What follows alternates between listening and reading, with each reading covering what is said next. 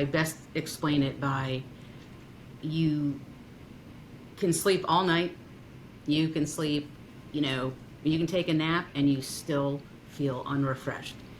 You feel exhausted. You don't feel like you got any sleep at all. It's kind of like putting your iPhone on the charger all night and you wake up and it's still at 10%. Wow. Wow. Okay. So there's a lot of questions in there to follow up with. But let me ask Matt. Matt, can you contrast or compare for us the difference between what Diana just shared and narcolepsy that you are living with?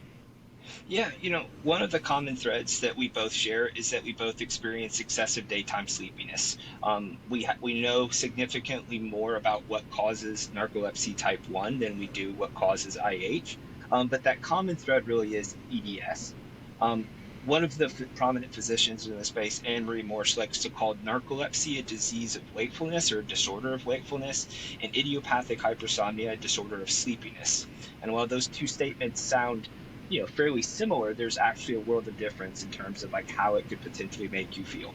I have trouble staying awake, and Diana and other people with IH have trouble waking up and staying and transitioning out of that sleep state. So there's a huge Venn diagram. I'll be happy to send that to you as well, that kind of does a good job of showing those overlaps between NT1, NT2, which is narcolepsy without cataplexy, and IH. But the one thing we share in common is we are both really, really sleepy people. And it requires some really skilled approaches at living life to live our best version of ourselves. Right, right. Well, real quick, can you explain? You used the word cataplexy. What does that mean? Mhm.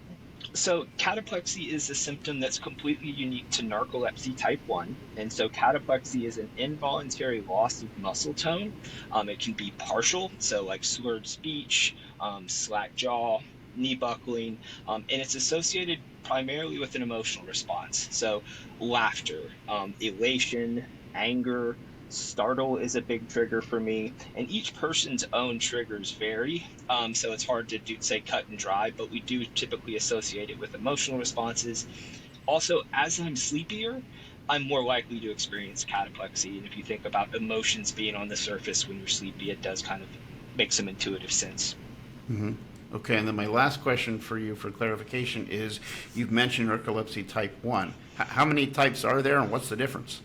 Yeah, so you've got the narcolepsy type 1, which is with cataplexy, and then narcolepsy type 2, which is almost all of the symptoms except for the cataplexy piece to it. And so those are the two main types.